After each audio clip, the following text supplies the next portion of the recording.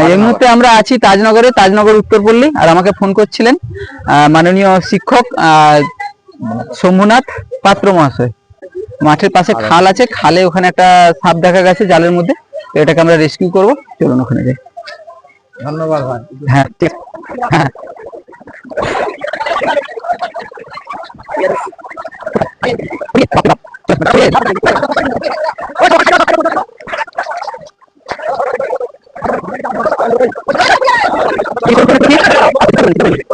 ঠিক আছে, কষ্ট কমে দিয়েছে তো? কে করছে এতটা কাজ? আমি করে দিয়েছি। ঠিক আছে, খুব সুন্দর করেছেন। তো দেখতে পাচ্ছেন এখানে একটা মনোক্লেট কোবরা আছে, কেউটে সাপ। ঠিক আছে, এটা হচ্ছে কেউটে সাপ। কেউটে মারা গেছে মনে হচ্ছে তো? না মরেনি। তো দেখুন বিশাল বড় একটা কেউটে সাপ। আচ্ছা সবাই একটু দূরের দিকে যান, বড় সাপ আছে যে। সবাই দূরে, সবাই ওদিকে বেরিয়ে চলে যান, বেরিয়ে চলে যান। এখানে কোনো রকম ইয়ে করা যাবে না। সবাই সবাই সবাই মানে সবাই একদম দূরে চলে যান।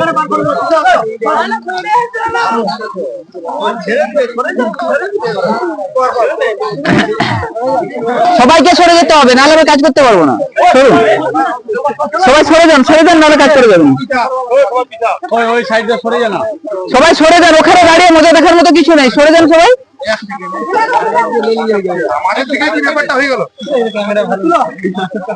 সবাই সরে যান, এখানে ভিড় করলে হবে না, এখানে কাজ করতে পারবো না, এত বড় সাপ আছে।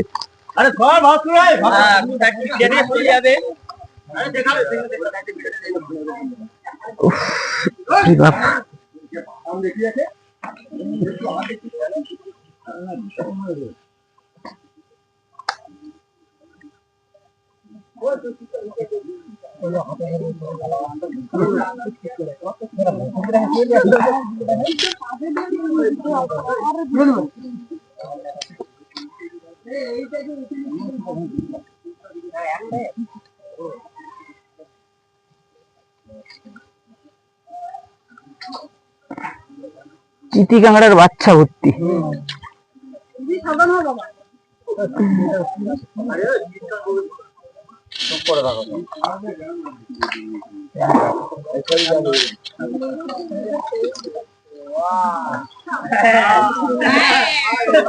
আস্তে আস্তে আস্তে, কেউ চিৎকার করবেন নি, কারো চিৎকার করার কিছু নেই। ঠিক আছে, আর ছুটাছুটি করবেন নি। যার খুব ছুটাছুটি করার ইচ্ছা আছে সে সরেই যান, আমি কাজ করে নেবো। ঠিক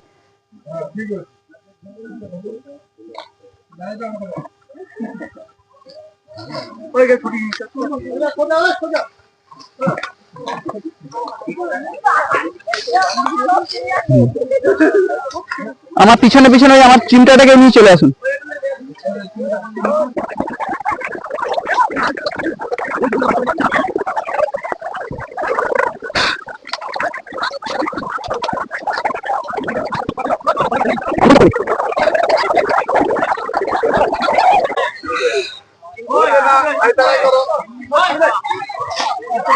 দেখি কৌটোটা দিন, কৌটোটা দিন, কৌটোটা খুলুন।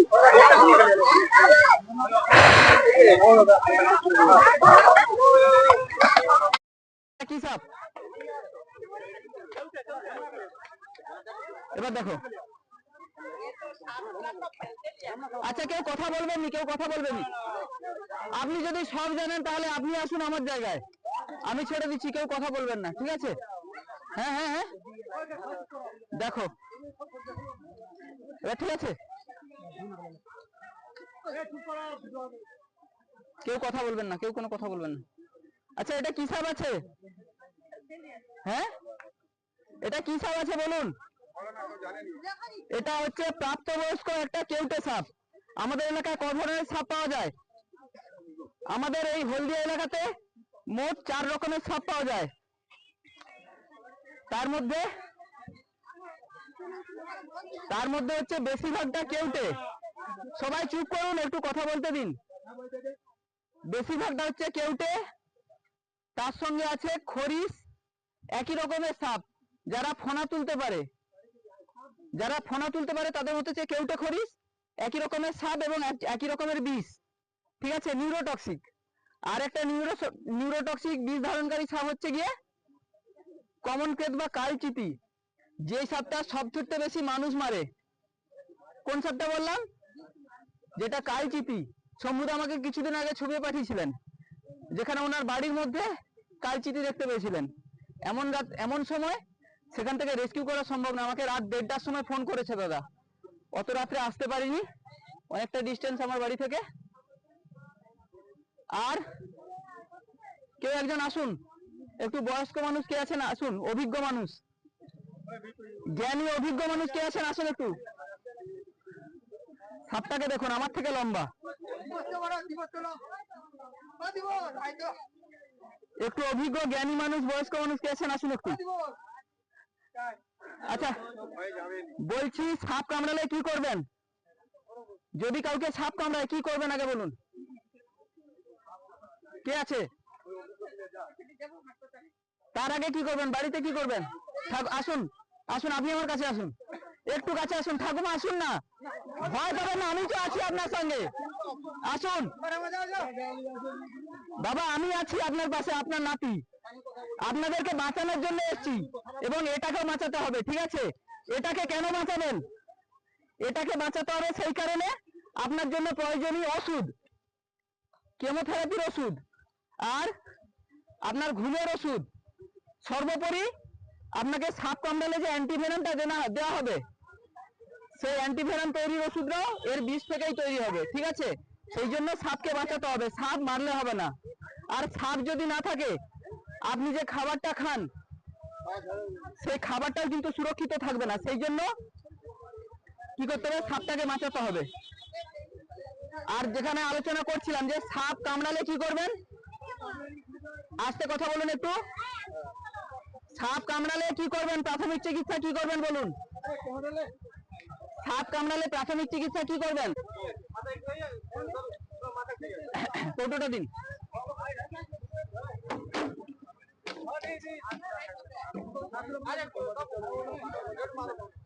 কি বলছিলাম যে সাপ কামড়ালে কি করবেন, প্রাথমিক চিকিৎসা কি করবেন একটু বলুন। বলুন একটু। না, ভুল করেও বাঁধন দেয়, এটা শুনতে চাইছিলাম। সবাই এখনো সেই ধারণা নিয়ে চলে যে সাপ কামড়ালে বাঁধন দিতে হবে, বাঁধন দিলে সমূহ বিপদ। সাপ কামড়ানোর সঙ্গে সঙ্গে রক্তের সঙ্গে সাপের ভেনামটা ছড়িয়ে গেছে, আপনি সেখানে কিছু করতে পারবেন না।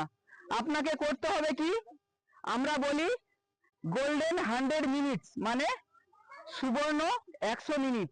আপনি যদি 100 মিনিট সময়ের মধ্যে আপনার পেশেন্টকে সোজা হসপিটালে নিয়ে যাবেন। আমাদের মহকুমা হাসপাতাল, সুতাহাটা হচ্ছে ব্লক স্বাস্থ্য কেন্দ্র, সব জায়গাতেই এনভিএস স্টক আছে।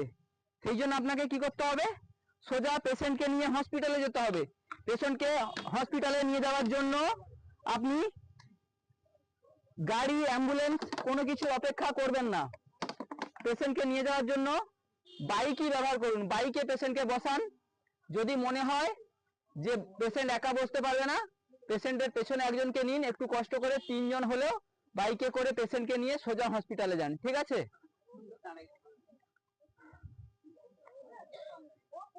সাপ পেছনে কিন্তু দেখতে পায় না, দেখুন, বুঝতে পেরেছেন?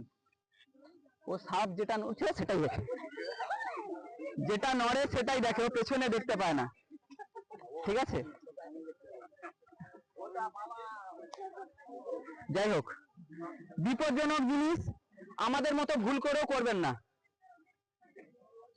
আর সাপকে মারবেন না।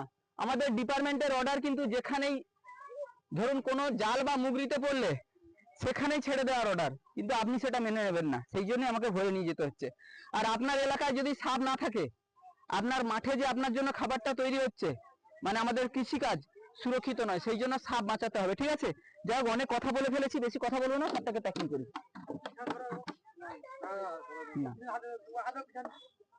না, সাপ খেলনা নয়, আর আমাদের মতো খেলতে যাবেন না, ঠিক আছে?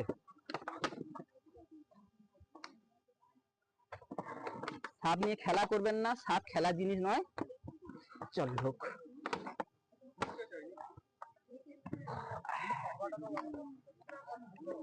সাপটার বয়স কমসে কম 20-25 বছর তো হবে।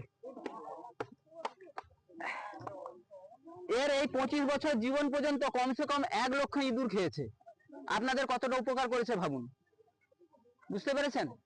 সাপকে এই জন্যই বাঁচাতে হবে। ইঁদুর যদি 1 লক্ষ ইঁদুর যদি আপনাদের এলাকায় থাকতো, আপনার খাবার থাকতো, আপনার মাঠের খাবার থাকতো। সেই জন্য সাপকে বাঁচাতে হবে।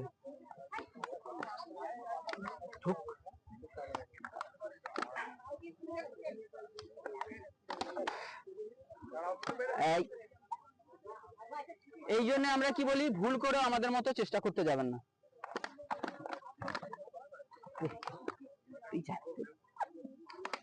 कुछ बोल भी है बाबू, बोल भी है।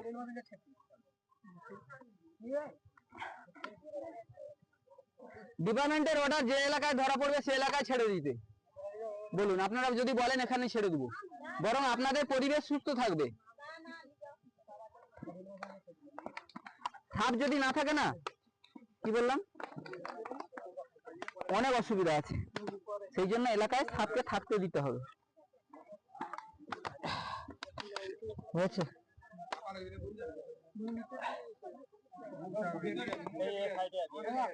দেখতে পাচ্ছি, দেখতে পাচ্ছি।